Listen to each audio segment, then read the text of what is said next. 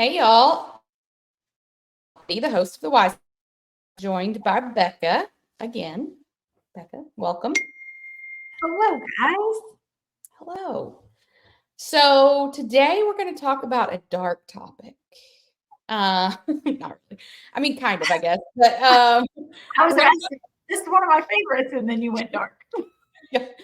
so today we're going to talk about true crime and like society's infatuation with all these high-profile crimes and the constant media coverage. And I didn't warn you about this question. But I was Good. thinking about the origins of like how society got obsessed with true crime. Is there a TV personality that comes to your mind that probably spurred this like infatuation? Nancy Grace. Oh, I knew you were going to get it. Yep. Yeah, I totally was like, Nancy Grace is at fault for this. And I really blame, and it's probably our age, but the Natalie Holloway case. Yes. You're frozen. And what was the little girl's name in London? Madeline. Maybe not London, the UK. Madeline, maybe? Madeline McCann. Yeah. Two cases are yes, McCann, that was what I think those two cases were the ones where I was like, oh, we got obsessed. Yeah. Well, but also, I don't know if you ever did, but the show 911 as a kid or Unsolved Mysteries. Oh yeah, that man. I He loved was those creepy. shows. That guy was whew. What It wasn't it? was Robert scary. Was Strack that or I whatever? was homeschooled? That was our lunchtime show. That in Dallas. Yeah. I don't think I knew you were homeschooled. Yikes. Okay, anyway, so we're gonna do our usual. We're gonna have a few topics and a bunch of questions, a lot of why, obviously, here on Why Space. So I'm gonna let you kick it off and talk about the first case we're gonna talk about. Sure. So the first one that we'll kind of touch base on is the Gypsy Rose Blanchard case, which currently in the media is the top one to be talked about. Just some background on it. In 2015, Rose met a man named Nicholas on a Christian dating website. Talked back and forth for a while. She explained the abuse that she lived under. Her mom had Munchausen by proxy. Ultimately, they connected and discussed a plan to kill her mother so that they could be together. There's a lot of back and forth. I did not follow this case when it was actually in trial. It's one that I've just of course, I knew about it, knew the baseline of it, but it's one I've started following more recently now that she's out on parole. But they conspire together. Eventually, Nick comes down, knocks on the door, gets in the house, and kills Gypsy's mom. So she supposedly, she does not do any of the active killing, but she was a conspirator in it. So ends up, she goes to trial. She takes a plea deal, gets second-degree murder, and is given a 10-year sentence, which she only serves 85% of. So she was just released at the end of December. So that's kind of where we're on that case. So she's come out of prison. She is married now. She married someone while she was in prison. And now there's a huge media hoopla around her, which is a little wild if you think about it in depth. So just because, I mean, from the evidence and from her court case, it was shown she didn't act in the killing. However, you did plan one. So yeah. Okay, there's a lot of feelings that I have about this case. Yeah. First of all, I just find her.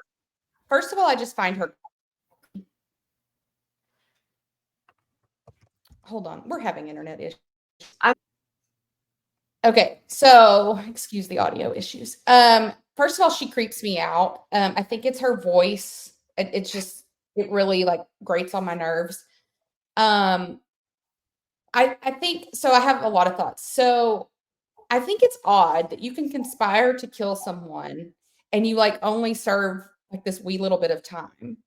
I think it's because she took the plea deal, because the plea deal was that she would testify against the boyfriend, the ex-boyfriend. Well, and it's not like I think she's a danger to society, because I really don't think she is. Right. but and then the other thought I have too, and I know this happens all the time, but these people that get married while they're in prison to people that they did not know before, I think is so weird. But I think it's more weird Yeah. on his part than hers, but that's a whole nother topic. Um, but also like then there's the part of you, like, did you watch the movie with Joey King? No, not all the way through. I didn't watch it all the way through either because I cannot stand the No. voice. And I love Yeah. Joey King, but like she I was like, impersonated, I can't do this. yeah, I'm out. But like you do kind of feel for her in the situation Right. that her mom like did to her, really, but like that doesn't mean you kill somebody. I mean, Right. maybe you get like emancipated or something. But this whole like pop culture's like infatuation with her right now, like my TikTok is overrun with her and I get stuck hearing her voice all the time. I need it to stop. I think it's Well, weird. I think the thing is, at first you have this like you're sympathetic towards her because you're like, oh, well, she was abused for all of those years and like she did serve. Because I feel like it's very solidly been in the media of like her mother was killed by someone else. Right. Nobody really followed the case when it was in trial. They're just kind of picking up the pieces now, years later. And so at first, you're kind of like, oh, well, I mean, she was abused. Now she gets to actually live her life. And then the more interviews and everything that she starts doing, because sister can't go home and just be a wife, Nope. the more you're starting to realize, oh, okay, like you're not remorseful here. No. You did play a part in it. You planned out someone's murder. Like you were with it enough to do that. Yeah. It's odd. So why do you think it is though that, we always say, because we're firm believers that we made the right person famous with Taylor Swift. Mhm. Why is society making Gypsy Rose famous right now? Why? I think at first it was that like feel good story of like she overcame the abuse of her mother and now she's out and she gets to live like a life that she never thought she would get to live. And so you feel this like excitement for her, I guess, in a way, but it's quickly shifting against her. I guess if I liked her or she was endearing to me, I would feel that way. But otherwise, I'm just like in my current state, I'm like, what are you people doing? Stop it. Yeah, it's odd. Um, It's an but I interesting story, but it's not one of those where like, oh my gosh, let's write a book. Let's put her on every news outlet, every pot. Like it's odd. yeah, and like go home. Like, why are they like living in New York and how are they paying for all of this? Okay, so her husband did an interview and he had mentioned that he had taken off, it was either a few weeks or a few months from work, like a leave of absence to help her get adjusted coming out of prison and that, which completely understandable. However, If you're married to all something like right. that. I would assume all of the travel, and this is just an assumption on my part, that these media outlets are probably paying for their flights and their hotels and that kind of thing, Yeah. as she's coming out and doing all of that. So then you have to ask yourself, okay, she was in prison for conspiring to kill her mother. So now she's free, based probably on the plea deal and all of that. And she's not the only person that this happens to. These people that do plea deals or, whatever happens, they get parole, whatever. They come out into society, right? And they're free. Mhm. I mean, they're, have their stipulations or whatever. Do we have like some role in how we should like deal with this person? And like, are we expanding her issues by making her famous at this point? You know what I mean? I think it's almost a case by case situation with hers because she was so sheltered from the real world Yeah. that now to have all of this media storm thrown at you. I mean, there was a clip that I watched of her husband driving her away from prison and immediately like gives her a cell phone. And the first thing she's asking for is Instagram. I just feel like that's not what mentally we should be going for first time. Like you need some time to reacclimate to your surroundings. We need to get you a good therapist. We need to make sure that, all of your rules of probation are set up.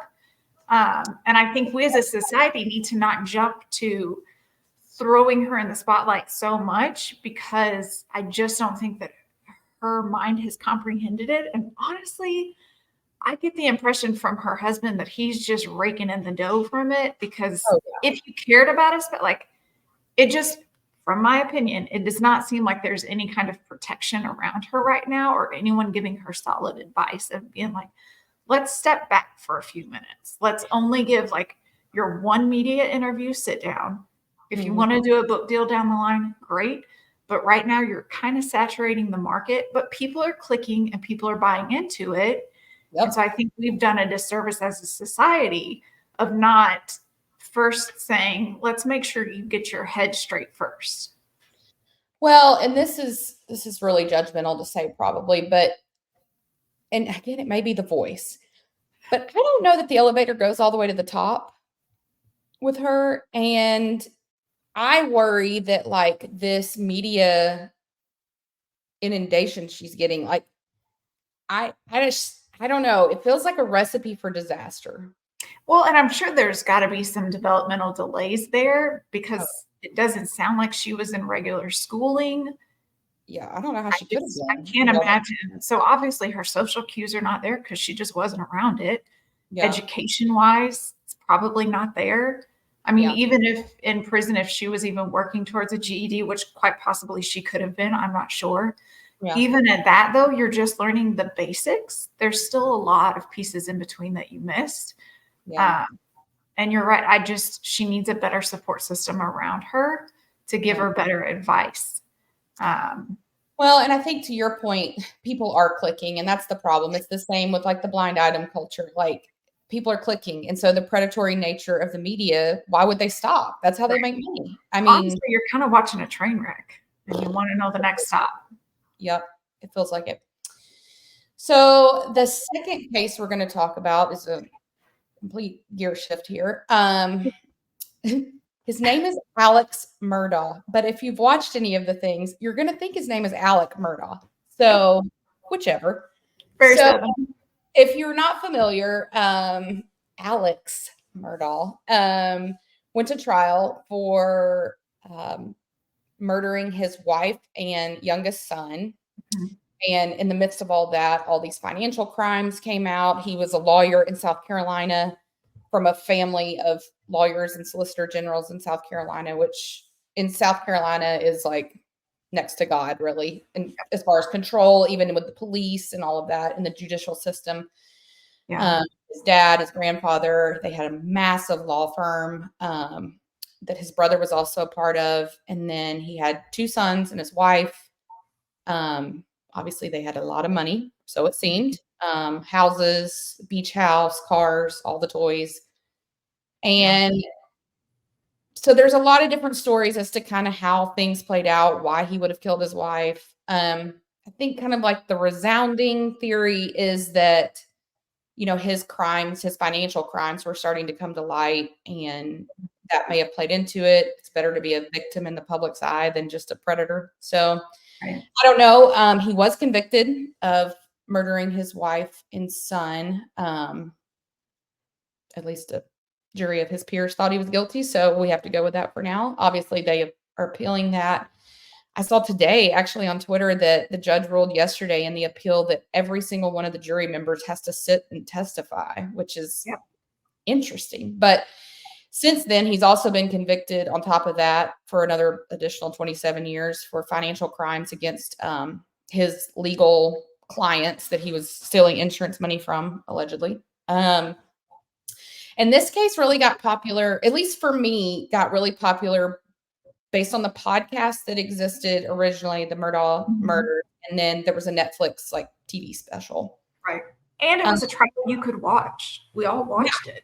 yeah, we did. I mean, I remember us texting like, "Oh, it's like Yeah. it's happening." So, and I think I kind of really got into the story because if you aren't familiar to Paul Murdaugh, his son that he's Mhm. convicted of murdering, had also been in a legal issue where he had been driving a boat with some friends that he had grown up with, and he was drunk, and one of the friends was killed in this boating accident that he Correct. caused. Of course, his family always claimed that he wasn't the one driving the boat, but I've seen the movie. Um, so I was We interested will. in that case, and then this kind of all snowballed, and then, then they have the older brother, Buster, who has done some interviews that are very interesting. He's also been accused of potentially being involved in a murder of a young man there in South Carolina as well. Yeah. I mean, these folks have got some issues. More money, more problems, it happens. But so for me, that was kind of like where my infatuation came with the case. And then I think for me too, and I think this kind of ties with celebrities too, we're always interested in their lives because it's so vastly different than ours. Yeah. Like nobody's tracking my jet anywhere because I don't have a jet, They don't track my Explorer when I go down Highway 10. So I think we see cases like this when people are seemingly very, very wealthy that you're like, how did you end up in this mess? So you get it's like a moth to a flame. Like, Yeah.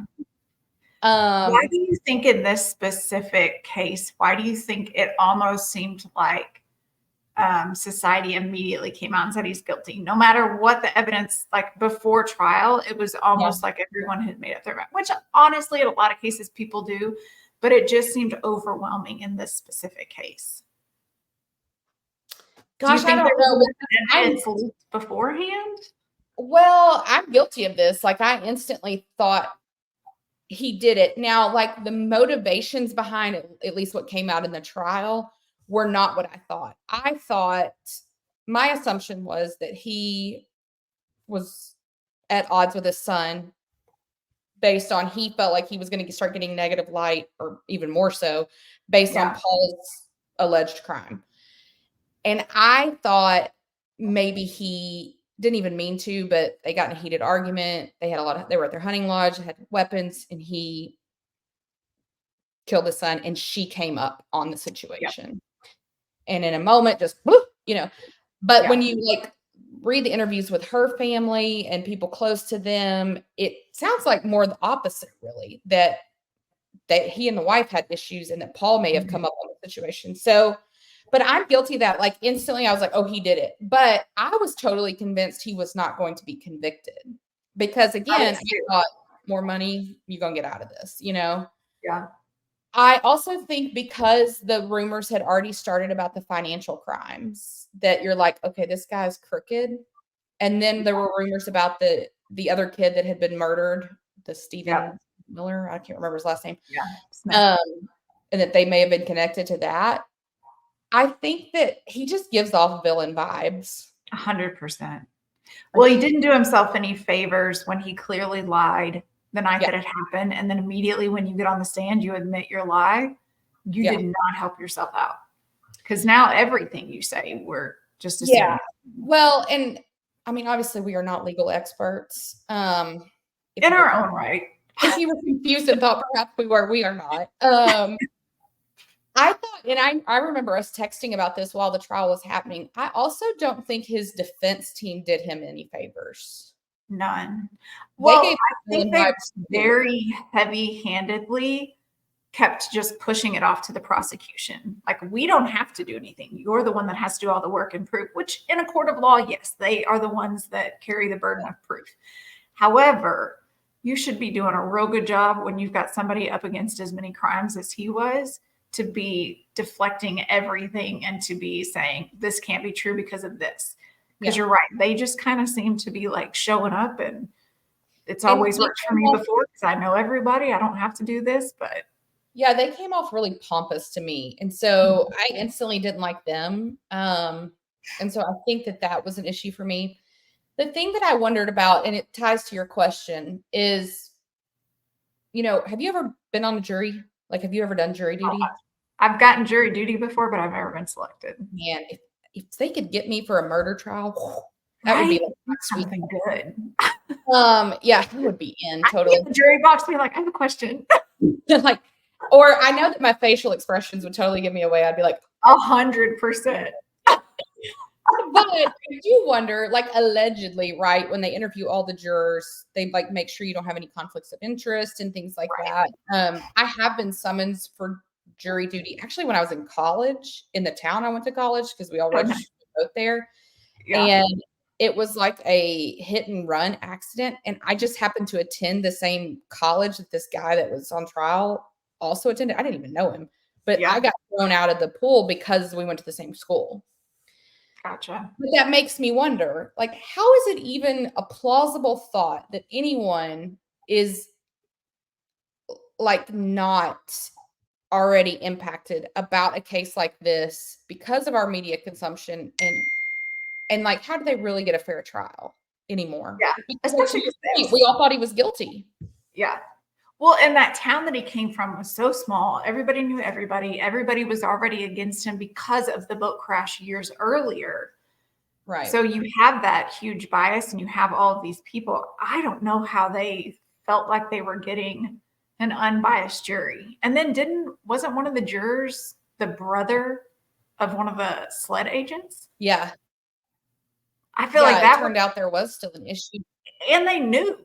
It's not like he didn't disclose it. They knew.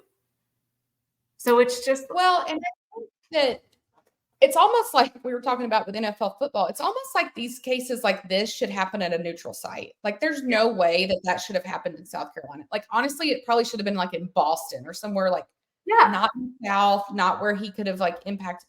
I just and not that I think he had an unfair trial. I mean, I think he was as guilty as sin. But I just like he's not the only one that gets in this boat, you know, like there because of like these podcasts that come out that really deep dive on crimes that are happening. Yeah. I mean, there's one podcast, I can't even remember what it's called right now, but like it was Payne Lindsay, one of Payne Lindsay's podcasts. Like you don't even know who did what. Like he walks you through the crime. And so by the time you get to the end of the podcast, like the trial hasn't even started. They've not even arrested anyone. And so you're instantly going to be like against that person. So I just don't know. But again, we're guilty of it. I watch the Netflix. I listen to that podcast. I just told you one yesterday, S Town. Yeah. That is so freaking fascinating. I cannot wait for you to listen to it. But again, like I think this specific case had built up for years because there had already been something on the boat accidents. There was already a podcast because it's a small town. right, People want answers and they just kept digging and digging and digging. Yeah. There were Dateline specials, 2020 specials. There was so much out there on this case that we had prior to it actually going to trial. And he, like I said, he didn't do himself any favors. And of course, our girl Nancy Grace was in the, in the audience. But it also makes me think back to the OJ trial. Obviously that's kind of the first trial I remember like the world being obsessed with. Yeah. Watching it on TV, but also we had watched on TV the Bronco chase, right? Like I remember watching that. Yeah, before the trial even like becomes a thing, we watch that and it's like, well, why would he have done that if he's not guilty? He must be guilty. Before he even like has a second for a defense. I'm not saying he was innocent or guilty, but I mean, I have my opinions, but I still just think that like, but again, we're guilty of it. We're like the media does what makes money. Like we do our jobs because that makes us money. Right. Just like we do. And I don't know that you can like wipe the slate clean and start over and do this differently now. Right. But I do think there's a responsibility that the media has completely abandoned, and that's responsible journalism. Agreed 100%. And I do think that now is like an old wives' tale. Like, I don't even think that's like a thing anymore. It's this incessant race to be first to report whatever. Who cares if it's true? You can say it's false later. Okay, who cares? But if it is true, you win the money because you were first to put it out there. Well, and there's so much pressure on the courts to convict so that society feels safe, that families get answers. And now we're seeing more of this social justice reform. We're like, these people are spending 20 plus years behind bars and they truly were not guilty.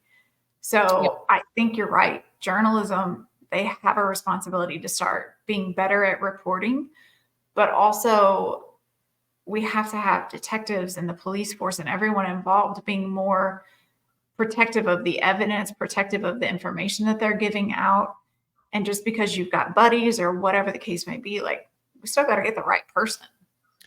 Well, and I think it's interesting because, like, in trials, you'll hear that there will be like gag orders in place, right? Where like the people involved can't speak about the case, but then we can play it on TV live. Right. Like, to me, that doesn't make any sense. And I think like we obviously quite clearly cannot rely on the media to do the responsible thing. Can we not rely on the judicial system to not televise these things, even though we watch them? Right.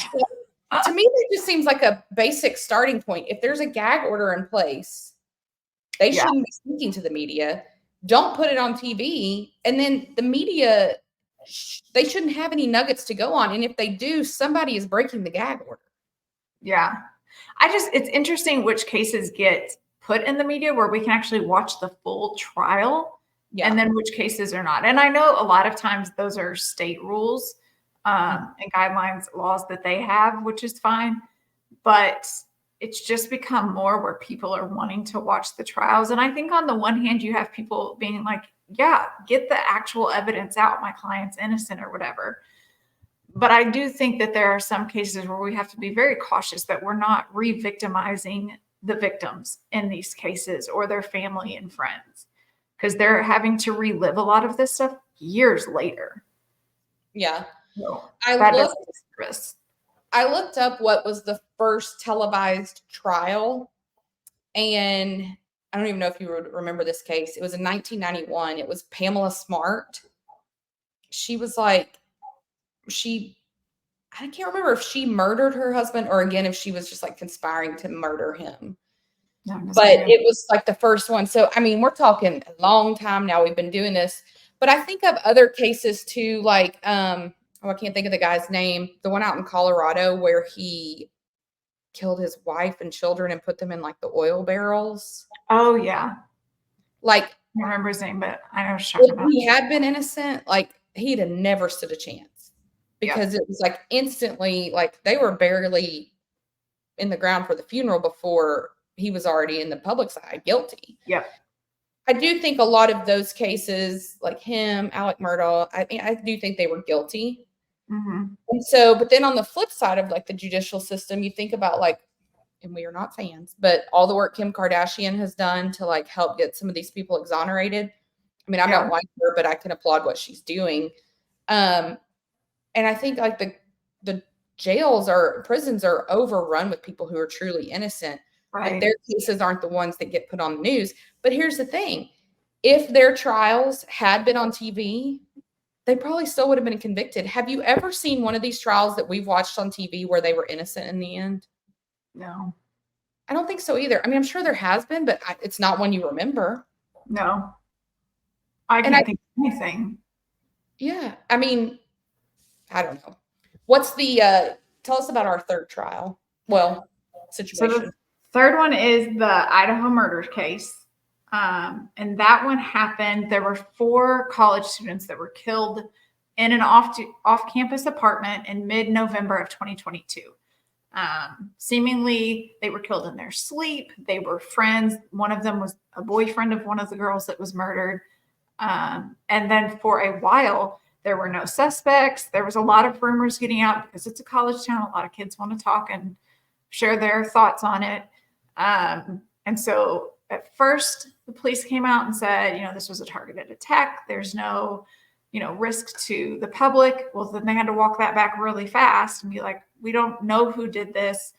And it took, I want to say it was like 7 weeks until they arrested their primary suspect, which is Brian Koberger.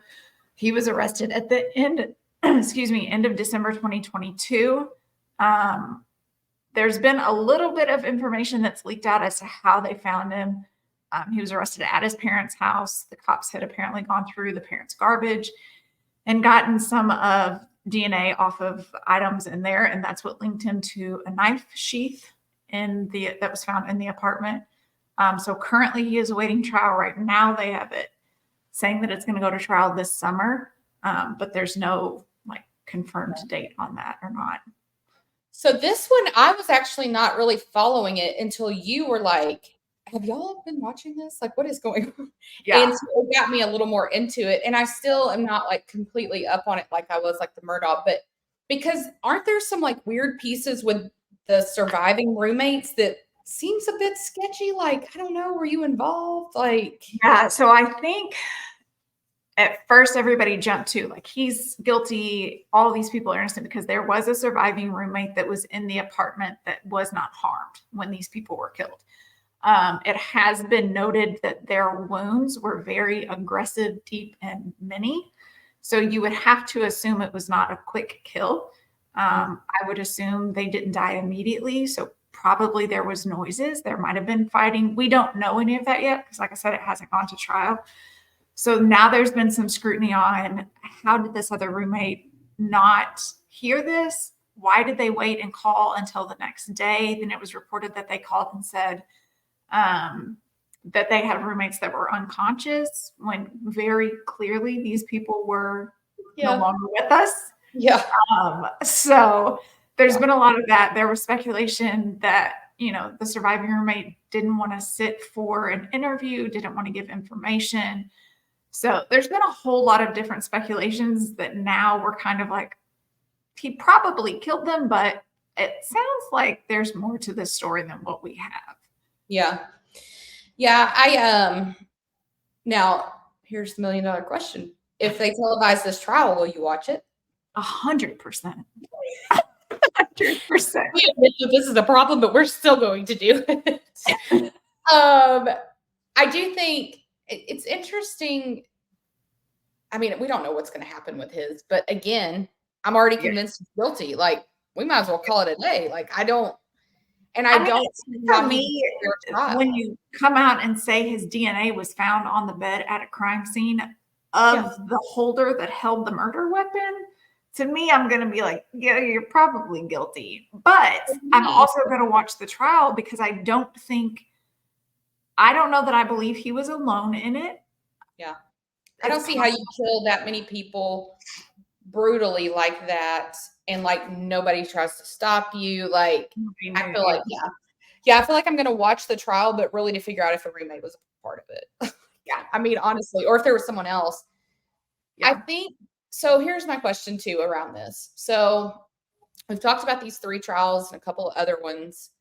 Do you think society's infatuation with true crime stuff, podcast, whatever, in pop culture, do you think it leads to more crime? I do think that it has the potential to, because people that commit these crimes are not mentally well. Yeah, clearly. And so I think that there's a piece of it where they want to be famous in their own right. And some of them want to be famous for crimes that they commit. So I think you do run the risk of just publicizing some of these things to where these mentally unwell people are like, oh, look at this like god of a person that's getting all this recognition. I could do the same if I go and commit a crime. So I definitely think we walk a fine line with that. I think too that there's like this maniacal side to people that you watch these trials and like the crimes play out and everything, and some crazy person could sit there and think like, oh, I could get away with that. Like, I wouldn't get caught. And so then they test the theory. I mean, I am like, there is no way I could hurt anyone. Well, I guess that's not true. If someone did something to my child, I probably could. Right. But I'm gotcha. Yeah. But a lot of times I sit there and I'm like, how were you so dumb that you got caught like in some of these situations? Like, what an idiot. Well, and I think specifically in the Idaho ones, Brian Koberger was a PhD student in criminology. Yeah. Exactly. So I think people were like, why didn't you go to classes to learn how to get away with murder? Like, yeah. Left evidence. Well, speaking of, did you watch that show, How to Get Away with Murder? No.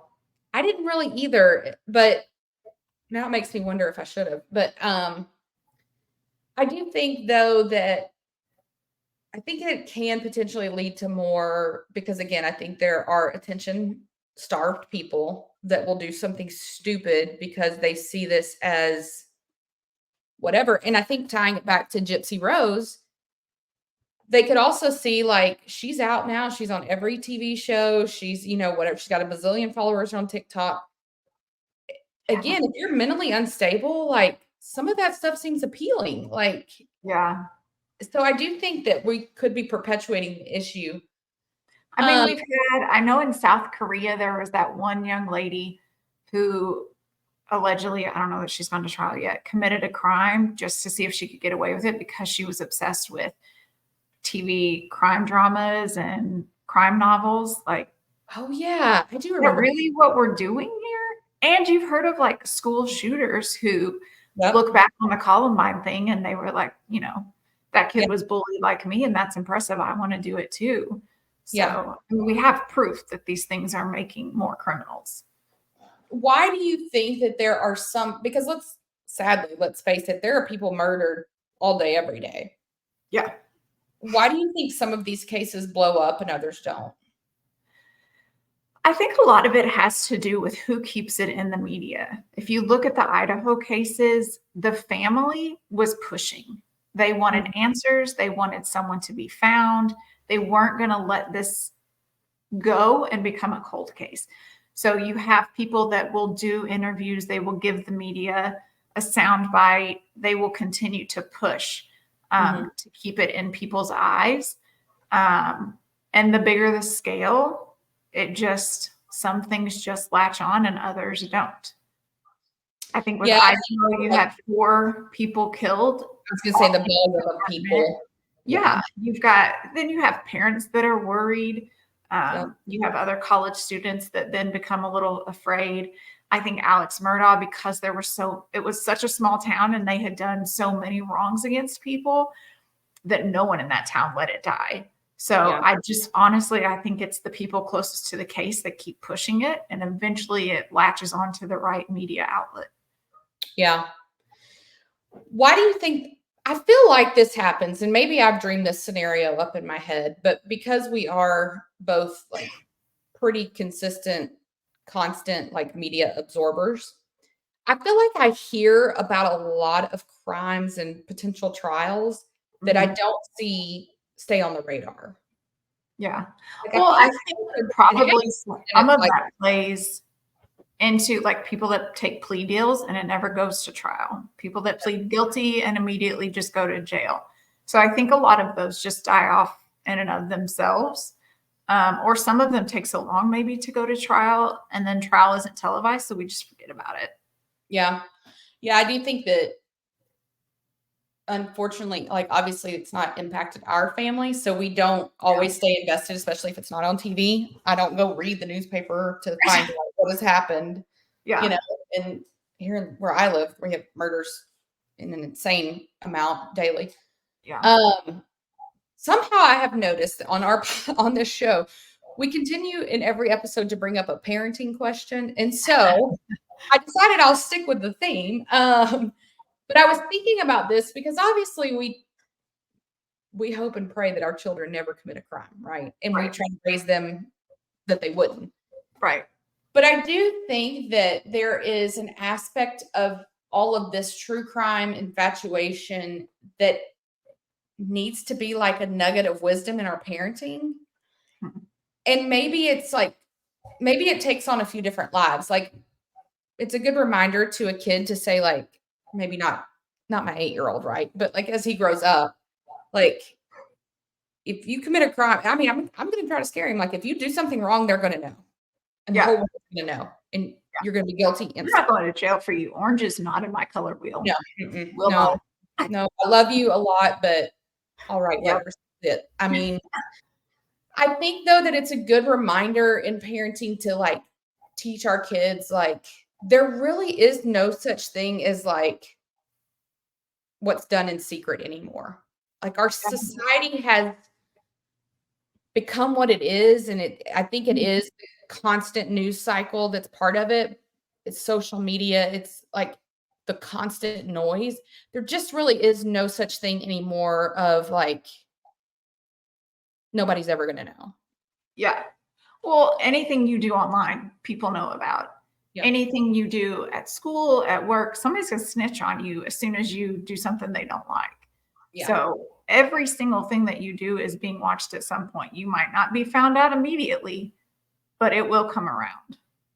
Well, and I think too, and then on the other side of it, another like prong of this would be to say, I do want to teach Judd to realize that, like, just because someone is accused of something doesn't mean they're guilty. Like, I really do believe in the whole, like, you're innocent until proven guilty. Yeah. Because for his sake, if he was ever falsely accused of something, I would want that for him, you know? Right. And so I think it's important to, because I think that that in and of itself, like, I don't even think kids today would know that that's a thing anymore. Because Not. to your point earlier, we just instantly assumed they're guilty. Mhm. And so I think as these kids grow up in a society that is so inundated with all this, they're not going to remember that that was ever even a thing, that Right. innocent until proven guilty. And so I think it's important to remind them, like, I mean, like the Idaho thing. Yeah, that's tough. Like there's DNA. But Right. like Alec Murdaugh, like at first Yeah. we like it's not fair because you don't put yourself in his shoes. Like you don't want to Right. be assumed guilty when maybe you didn't do it. Right. I think that, like, I mean, I think parenting is not for the faint of heart in general, but I think that our constant news cycle and like the world's obsession with being inundated with all of this adds a whole nother complexity to Yeah. parenting. Well, and I think it's just one of those things that we have to teach our kids. There are consequences for all of your actions. Yeah. Sometimes the consequences are things that I decide. Sometimes, depending on what you did, it's out of my hands. Someone else has to decide. If you want to act up at school, it's the consequence that the teacher, the principal, whomever comes up with. If you want to do something that breaks the law, then that's really out of our hands. So Yeah. just teaching them that there's consequences for everything. One of the things, that we talk about often with our oldest is, even if you're not doing the wrong thing, if you're in the group that's doing the wrong thing, automatically you're an accessory there. You're going to be lumped into it. So you have to be mindful of who you're around and what you're allowing. Well, and I think too, I mean, when you were saying that, I did think of play stupid games, you win stupid prizes. Mhm. Of course. Of course. But I think it is, you become who you're around and that whole theory too. But like, I think it's important to teach them about some of these cases too, because like the Gypsy Rose thing, she didn't pull the trigger, Yeah. but she still did time and she's still a convicted felon because she was a part of it. You have to be careful what you're talking about because you Yeah. never know if you're just like shooting the crap or like, oh, I wish I could do whatever. You never Right. know if the person hearing it, it gives them an idea or like permission to do something, like something you would never intend. You just never know. And your words are way more powerful than we think. Right. Well, I mean, I not also, the that other day, I was talking to my husband because I was like, I feel like our kids don't know about current events. Like, there's a lot of things in the news that I just feel like they don't know that we would have known as kids. But then I looked back, like, when we were home, if the TV was on, the news was always on. So always. we were Yeah. always aware of what's going on. We were always sitting and watching the TV or sitting near it and hearing it. Whereas now, if you think about it, I've got one kid might be outside playing, one kid's going to be upstairs doing homework.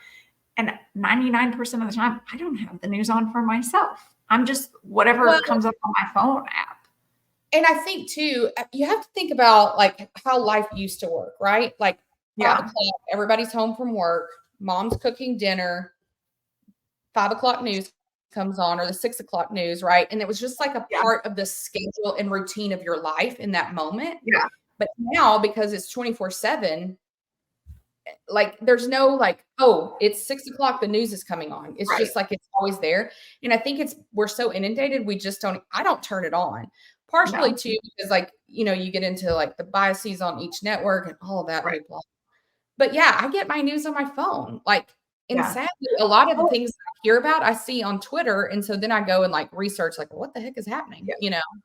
Well, and I think also there seems to be so much more crime than when we were younger, or at least more reported crime than when we were younger. So then as a parent, you also have to, how much do I want you to hear and see? Because I have to make sure that we're still age appropriate here. I can't just throw everything at you, but I need you to be aware of some things. Yeah, like my son is very anxious little fellow, like just a ball of anxiety.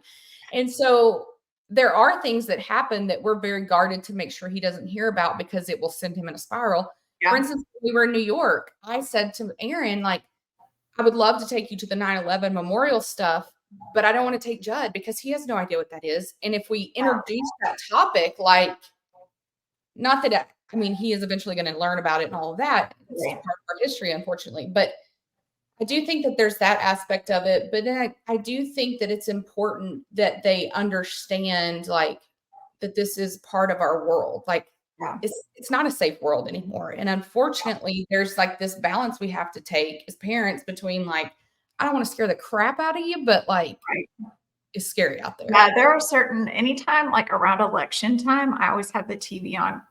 I just want you to hear what's being said. I always remember growing up as a kid, I never knew who my parents voted for. My dad would go get a newspaper because they used to have all the candidates, what the platform was and all of that. And he would lay it out the morning of voting if he didn't do it earlier. And we were to read through all of that and decide who we were going to go vote for. But now so much of that is on the TV. Like, I want my kids to be accustomed to that. If there's a school shooting, I always have the news on, because unlike your kid, my kid thinks if somebody comes into school, I can just attack them, problem solved. That's not how it works.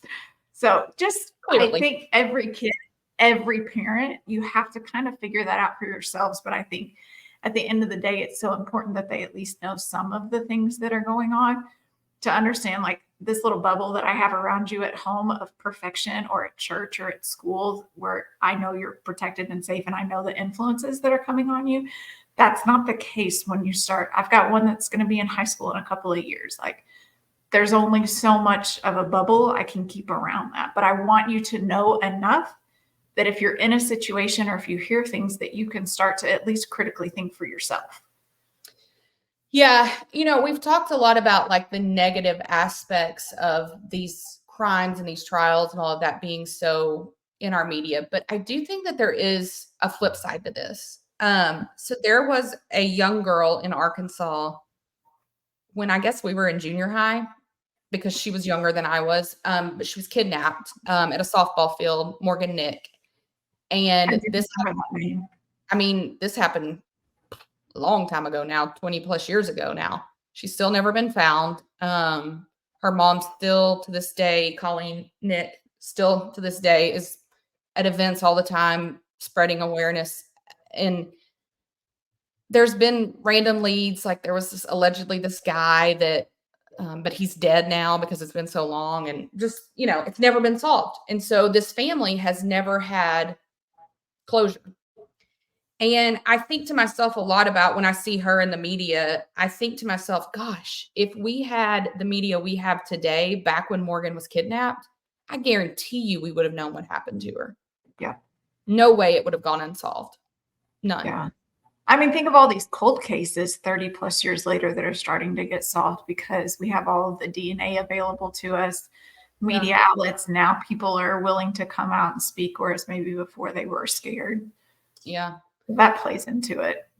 I think as parents too, like, I mean, I just can't imagine. It's like, I can't even fathom what that must be like. But like, there's no stone I would leave unturned if my child was missing. And so in those moments, I mean, you better believe I'd be on every network. I would have every friend like blowing up social media. And I think to that point, it is good because something will come out at that point. And because there is no such thing as secrecy anymore, somebody's going to talk. Yeah. Do you think that in this day and age of podcasts, specifically true crime podcasts, do you think that there's a positive to that and to the deep dives that they do? I mean, I do, but then again, like, we just also said it was a bad thing. So I do think that there's like this fine line. I think I'm interested. We'll follow back up with the show about once you finish listening to S-Town. But that was a case, or there was things happening in that were unsolved before the podcast was created. And since the podcast has been created, some of it has been pieced together. Sort of decided, I don't, there's still some unknowns, but Payne Lindsay is a guy that does a lot of podcasts where he deep dives onto a crime. Like, I don't know really how he hears about them or what. I think people actually call him now to come in and like, let us tell you what happened and see if you want to do a series on it, because it is like a whole nother form of having a private investigator almost. And so I do, which is a job that I think we could be good at as well. If Right. we, I mean, just saying, maybe this will turn into a true crime show. So, I mean, I do think that there are like, I guess overall, I do think it's good because I think the more that can be in the light, the better when Yeah. it comes to like wrongdoing and danger and things like that. So I guess overall, if I had to say one way or the other, I think that it is good, but it goes back to a lot of things we've talked about, like even the stupid transfer portal. I do think Mhm. that there are like regulations around things that need to Yeah. be changed or adjusted because I think a lot of the laws that we have around how all this is done in the court system are archaic. Like Yeah. podcasts, TV, televising these trials, that wasn't there when they made these laws. Right. And so I do think that that part of it needs to be updated. And I do think that like the idea of seeing more trials happen far away from where they occurred Mhm. would be a step in the right direction. Yeah. Well, and I think it goes back to what you had mentioned earlier of being responsible journalists. If you're going to do a podcast and you're doing the research on this, to make sure that you're doing it in a respectful way, that you're actually looking at facts, that you're looking at the case, that if you are interviewing people, that you're being mindful to not re-victimize them. I think that there are pieces to that. I think that it's beneficial a lot of times too, because especially with the cold cases, our law enforcement does not have the manpower to reopen all of these cases. Yeah. But if they have new evidence brought to them that could crack it, then I think that they can jump on that piece because a lot of the legwork was done for them. So, but it's Yeah. just tempering that with being actually respectful and looking at actual facts and not already having a bias or kind of making what information you have fit your narrative. I do think it would be interesting to find out from law enforcement officers, detectives, and people like that how they feel about the media's involvement. Because I could see in some situations where they would be grateful for some help, especially in some of these offices that are very short staffed. But Right. I would think that a lot of times they probably get super annoyed and that like, did they mess up the evidence? Did they do something Right. improper that's going to get thrown out in trial? I just think that it'd be interesting to hear how they feel about it. Yeah, their take on that would be interesting to know. I think it's interesting that we keep coming back to in a lot of these episodes, no matter what the topic is, this idea of responsible journalism. Because, like, think about it with the blind item episode, that's a lack of responsibility in journalism. But even like when we talked about college football, we're talking about football news today. People are breaking news for other people that has not even been confirmed by the people. Well, there's so many outlets for people to make a statement as fact. They can do it on TikTok. They can And do there's it no on Instagram, on consequence for it Twitter. being Right. false. Yeah. Nobody, the majority of people are not going back to verify what you said is accurate. So I think that our generation specifically has seen the damage that causes to where now we're trying to shift the narrative and being like, no, we want you to do this based on fact. Even if the outcome isn't what our narrative was, I would much prefer the facts. Yeah. Yeah. Well, any other thoughts to No, I think it's just, I think the whole true crime thing is just fascinating for people to kind of deep dive into the whodunit world. Mhm. And kind of feel like they're detectives too, especially in the podcast when you're getting one episode at a time. You're Yeah. taking in that information and being like, oh, I bet X, Y, and Z happened. Like you're kind of playing detective and figuring it out as you go. And I think that that's just interesting to people. I almost hate the podcast, like, when it's once a week, if I'm listening to it in real time, because I'm like, "I am gonna need to know what I need happened." it once it's finished. I need to know I can get the answer. Yeah, exactly. So I'm excited for you to listen to S-Town, but, I know I'll have to start that this week. well, I think that about wraps it up, so thanks everyone for tuning in. Oh, in updates of our, like, distribution, so we are on Yeah. Spotify now, and we are on Apple now. Here's the problem. Somehow, I don't know, but in my distribution app, somehow the show on Spotify and Apple is called, it's not called Y Space, it's called like Y Craft or something like that. So I'm working on getting that updated, but the links are in the bios on our Nice. social media. So check that out. But I think that's it. So thanks for tuning in. Thank you guys. Bye, everyone.